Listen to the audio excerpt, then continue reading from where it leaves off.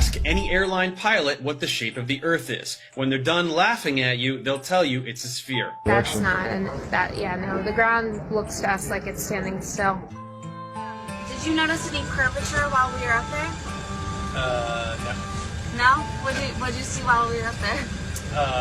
This is the blue sky, white clouds. Yeah, is it flat or?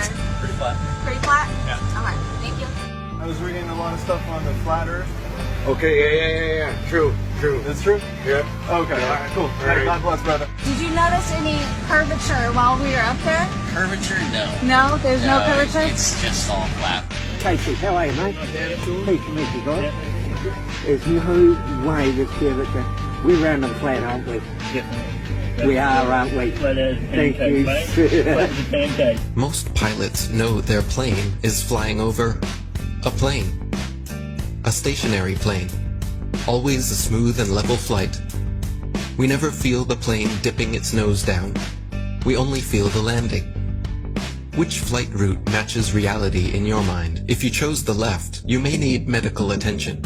Everything beneath you while flying is level and motionless. Just as expected, flying over a stationary plane. Sometimes it's hard to see far ahead of you, but other times... You could probably see the Rockies from Kansas. Wow. But here it's a clear day, but if it's smoky or hazy, obviously we can't see much. The world is so generous in its beauty, and you do your best to take pictures of it. It's just flat and gorgeous. Silly actor not, you took the words right out of my mouth. Earth is flat and gorgeous, but they trick you to believe something else. Not every pilot instantly connects the dots and keeps quiet. Sometimes it can hit them 25 years later. Australië. En dan is, want dit ding behoudt zijn stand, dus dit blijft blauw en dit blijft bruin. Het is niet zo dat we opeens omklappen de verkeerde kant op. En dit was voor mij dat ik dacht, oh man. Waar heb ik dat nooit eerder gezien na 25 jaar in de cockpit? Dus zo geïndofineerd zijn we dus allemaal. Ja, het is gewoon heel vervelend. Het is gewoon heel vervelend. Dat je daar al een jaar naar hebt gekeken en dat het kwartje nooit is gevallen. En ook zeg maar, toen ik eenmaal wist dat de aarde plat is, dat je naar buiten kijkt en dat je denkt, waar moet ik nooit gezien hoe plat het eigenlijk is. Better late than never. Most pilots may have skipped over their training manuals. In their Flight Dynamics Summary, Section 112 explains all you'll need to know about what you're flying over. Heck, the military knows the same thing. NASA admits it as well. In tons of documents available to the public. They just assumed nobody would pay attention. This comes from the Army Research Laboratory. This one's from the CIA. There's another one from NASA. This report documents the definitions of linear aircraft model for the rigid aircraft of consistent mass flying over a flat, non-rotating Earth. This comes right from our own government. Now I have available 44 documents. Who do I give them to, sir?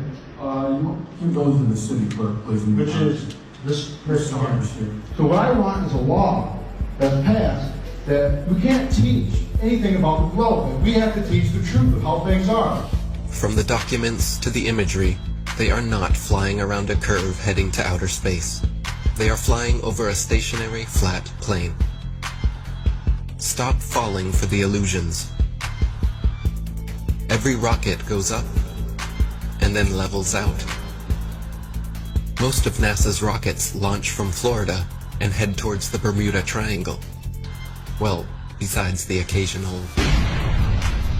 They're not shy about showing the truth in plain sight. 125 alleged miles up, and they show you our level horizon with a local sun.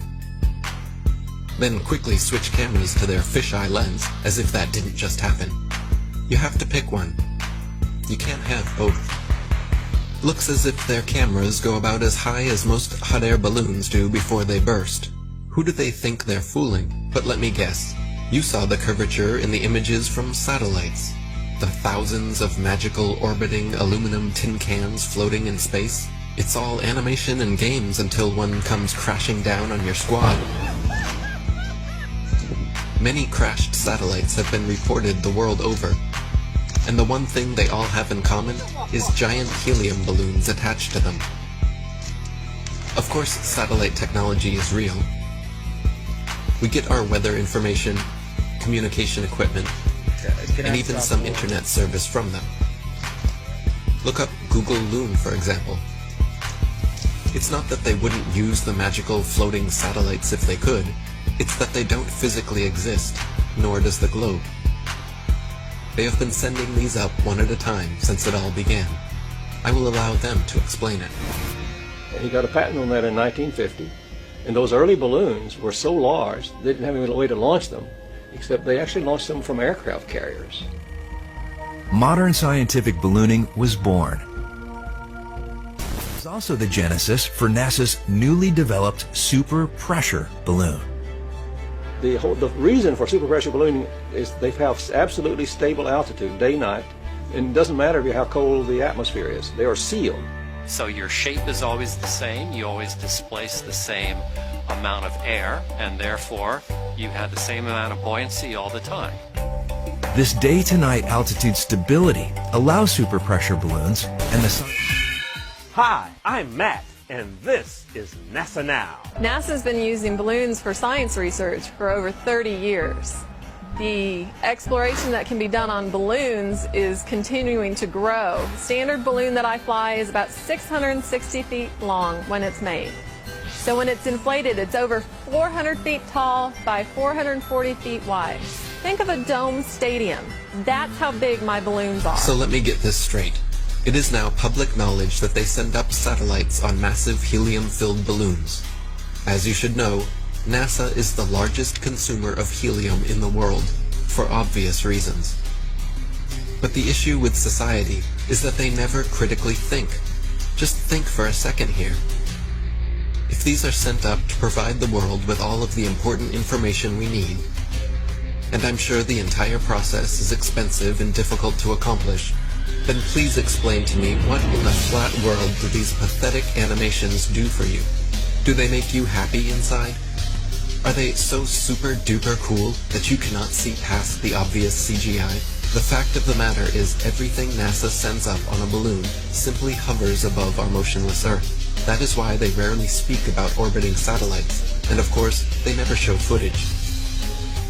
Here is some footage of a random evening with a man, the moon, and his Nikon P900. Notice anything floating up there? The only thing that's been in space is your imagination. Forget it, Bart. It's so bright out you can't see anything in the sky except the Fox satellite. Another remarkable fact about NASA's balloon launches is that many are launched from Antarctica. Is it because we cannot travel past certain parallels to witness their launches with our own eyes? What else are they hiding from us over there? It would be nice if someone was allowed to truly explore Antarctica again.